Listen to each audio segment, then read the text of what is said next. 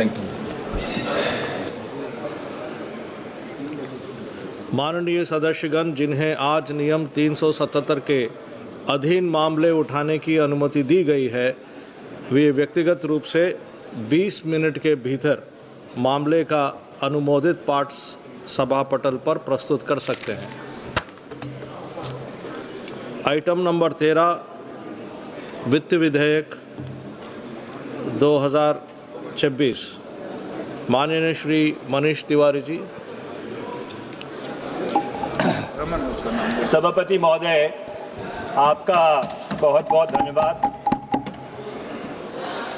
ये जो वित्तीय विधेयक इस सदन के समक्ष लाया गया है, ये सरकार के जो राजस्व से जुड़े प्रस्ताव हैं उनको क्रियान्वित करने के लिए यहाँ पर सभा पटल के समक्ष रखा गया है। कोई भी जो वित्तीय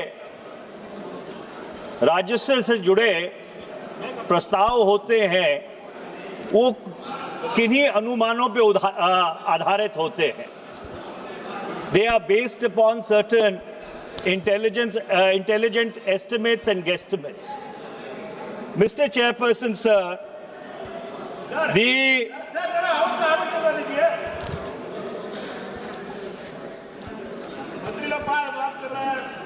माननीय सदस्यगण, आप बैठिएगा प्लीज। दोनों मंत्री सीरियस नहीं है। आप बोलिए सर। सभापति महोदय, आप बोलिए sir. International Energy Agency has described the closure of the Straits of Hormuz as the single biggest oil crisis which the world has faced in the 20th and the 21st century, worse than the 1970 oil shock in 73 and 79. There are an estimated 11 million barrels per day and 140 billion cubic meters of LNG, which is off the market. ये जब budget और वित्तीय विधेयक पेश किया गया था, वो 1 फरवरी 2026 को पेश किया गया था। 28 फरवरी 2026 को अमेरिका और इजराइल ने ईरान के ऊपर हमला कर दिया और इससे जो सारी दुनिया की अर्थव्यवस्था है उसके ऊपर एक बहुत नकारात्मक असर पड़ा है और खासकर भारत के ऊपर इसका बड़ा संवेदनशील असर पड़ा है। मैं आपको कुछ आंकड़े देना चाहता हूं। 2012-13 में भारत 77% कच्चा तेल आयात करता था। 25-26 में यह बढ़कर 88% हो गया। वर्ष 2013-14 में भारत 29 से 30% LNG आयात करता था। वर्ष 25-26 आते आते यह 45 से 47% हो गया। जो क्रूड ऑयल है, जो कच्चा तेल है, उसकी जो इंडियन बास्केट की कीमत है फरवरी 2026 में ये लगभग $70 के आसपास थी। मार्च 2026 में बढ़कर $119.28 हो गई और 20 मार्च 2026 को ये $150 के लगभग थी। जब भी कच्चे तेल की कीमत, सभापति महोदय, $10 से बढ़ती है, इसका 10 या 15 बिलियन डॉलर भारत के राजस्व के ऊपर उसका बोझ पड़ता है। भारत 150 से 200 बिलियन डॉलर हर साल कच्चे तेल की आयात पे खर्च करता है। ये मैं आंकड़े इसलिए दे रहा हूं क्योंकि अगर लड़ाई कल भी खत्म हो गई तो अनुमान ये है कि वर्ष 2027 के अंत तक जो कच्चे तेल की कीमत है वो $100 से ऊपर रहेगी। और ये सिर्फ कच्चा तेल है, इसके साथ साथ एलएनजी भी है, इसके साथ साथ खाद्यान्न भी है, इसके साथ साथ फर्टिलाइजर भी है।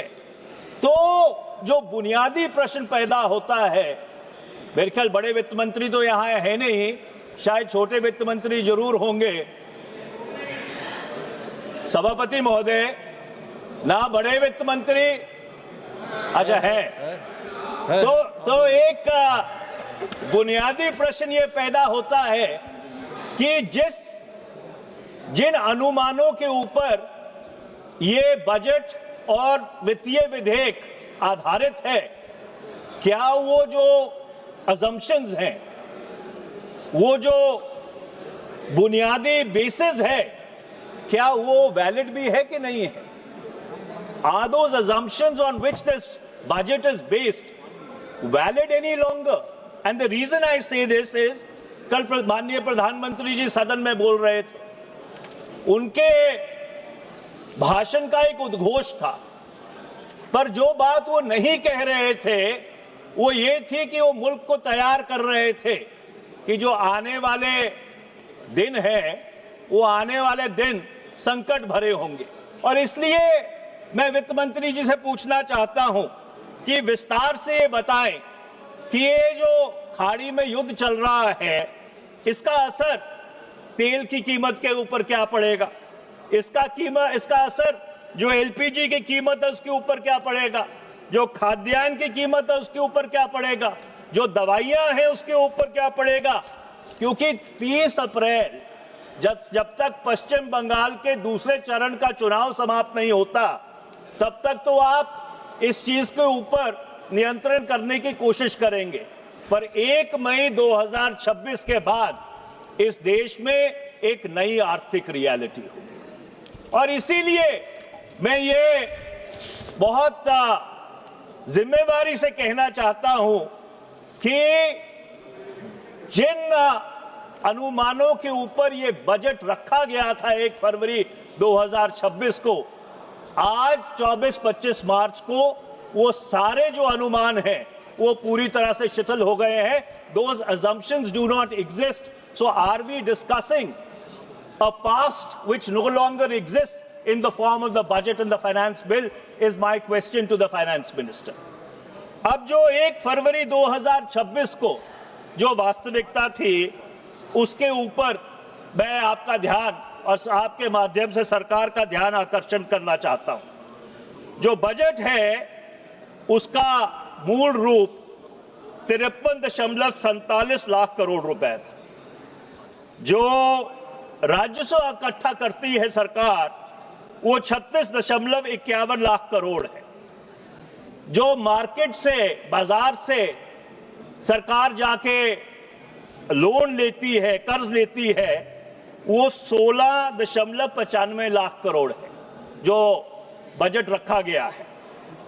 और जो ब्याज सरकार चुकाती है उस कर्जे के ऊपर, वो 14.3 लाख करोड़ रुपए है। तो बहुत ही महत्वपूर्ण प्रश्न खड़ा होता है सभापति महोदय कि जो कर्जा सरकार बाजार से उठा रही है, क्या वो कर्जा जो ब्याज की, जो इंटरेस्ट की अमाउंट है, जो ब्याज की रकम है, उसको अदा करने के लिए उठा रही है? Is the government borrowing just to service the interest on its borrowings? Because that raises a very fundamental question with regard to debt liability. अब हर सरकार का या हर मुल्क का एक उद्देश्य होता है कि एक समय जरूर आए जब आपका जो राजस्व है और जो आपका खर्चा है उसमें एक संतुलन बने।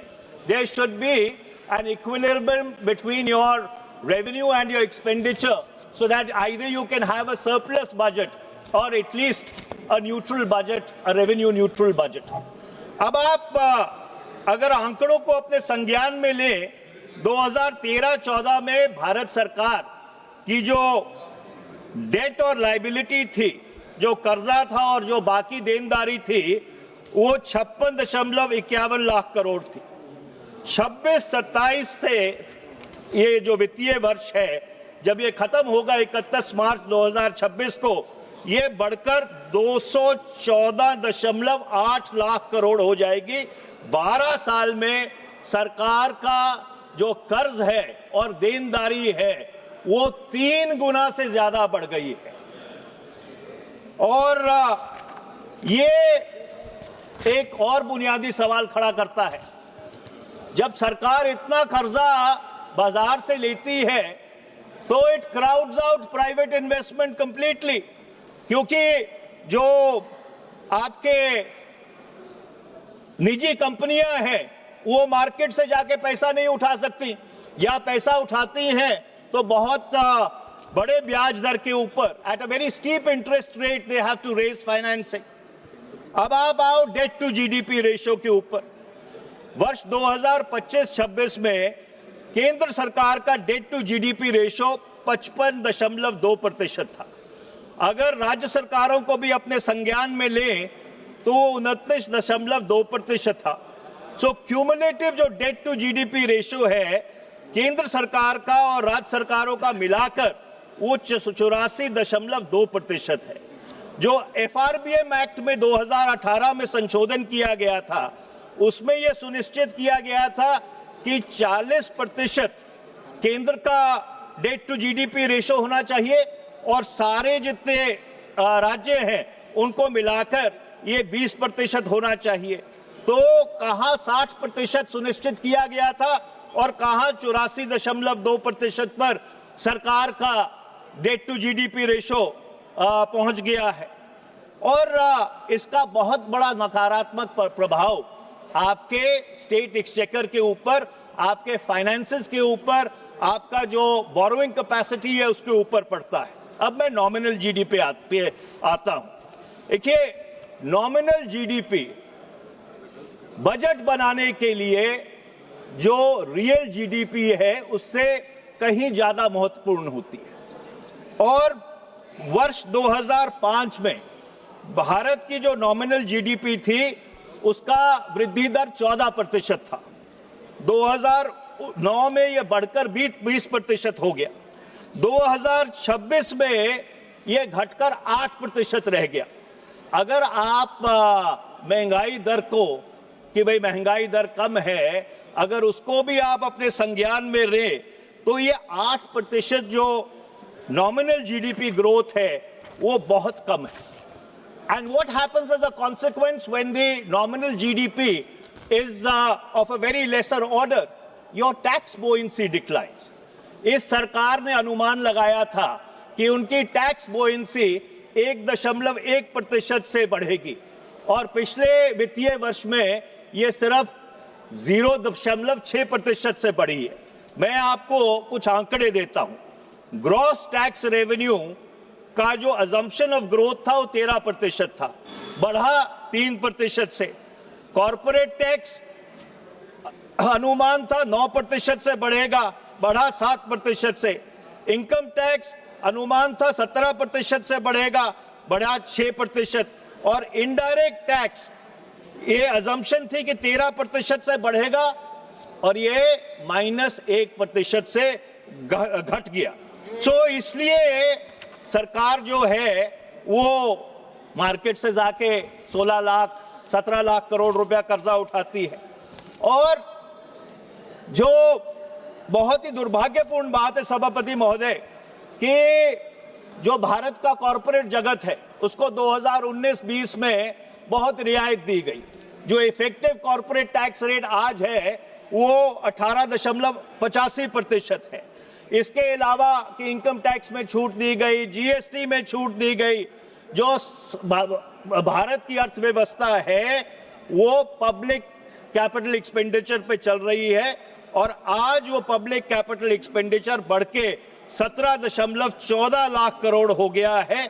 तो सवाल ये है, सरकार इतना निजी क्षेत्र के लिए करती है, why is private corporate investment not kicking in? Why is it not firing the engines of the Indian economy over the past 6 years, despite the fact that we have now come out of COVID? So therefore, this raises some very fundamental questions about the macro financial stability of this country, which this government needs to answer. मेरे सिर्फ दो और बिंदु रह गए हैं और मैं अपनी बात समाप्त करता हूं। जो फॉरेन डायरेक्ट इन्वेस्टमेंट है और फॉरेन पोर्टफोलियो इन्वेस्टमेंट है, वो भी भारत से भागती जा रही है। अगर आप capital account balance as a percent of GDP 4QMA को अपने संज्ञान में लें, वो इस साल -6% है।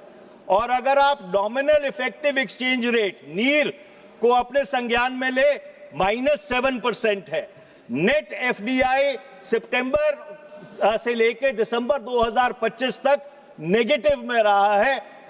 It has been in the negative area, और इसका सीधा सीधा असर भारत के रुपए पे पड़ता है। 2014 में भारत का रुपया, I am just finishing this, just concluding, just please give me 2 more minutes। 2014 में भारत का रुपया डॉलर के मुकाबले 60.99 था। 61 रुपए पे आपको $1 मिलता था। 2026 में आज की तारीख में ये 93.34 रुपए में आपको डॉलर मिलता है। मैं ये पूछना चाहता हूं बहुत विनम्रता से, ये जो रुपया है आज किसकी उम्र से ज्यादा तेजी से बढ़ रहा है? अगर आपको याद हो, जो सत्ता में बैठे हैं वो कहा करते थे कि रुपया प्रधानमंत्री की उम्र से ज्यादा तेजी से बढ़ रहा है। आज मैं पूछना चाहता हूं कि ये रुपया किसकी उम्र से ज्यादा तेजी से बढ़ रहा है? अंत में मैं सिर्फ 2 बात कहूंगा सभापति महोदय। आपने अमेरिका के साथ एक ट्रेड एग्रीमेंट किया। ट्रेड एग्रीमेंट के तहत आपने जो कृषि क्षेत्र है वो पूरी तरह से खोल दिया। आपने अमेरिका को यह आश्वासन दे दिया कि आप रूस से कच्चा तेल नहीं खरीदेंगे। इसका सीधा सीधा असर भारत की जो स्ट्रेटेजिक इकोनॉमी है, जो उसकी सामरिक क्षमता है, उसके ऊपर पड़ता है। और विडंबना यह है कि उसी अमेरिका को आज रूस का ही नहीं, ईरान का तेल भी खोलना पड़ा है। तो मैं आज अपनी बात समाप्त करके ये कहना चाहता हूं, this is not a budget about the future of India. This is a budget of a managed decline, and all the assumptions on which this budget was based when it was presented on the 1st of February 2026, those assumptions do not exist anymore. We would like the finance minister to enlighten us how much would be the burden of the Gulf War or the war in the Persian Gulf on the Indian economy. What will be the situation in this country after the 30th of April 2026, when the second round of polling in West Bengal is over? Thank you very much, Mr. Chairperson.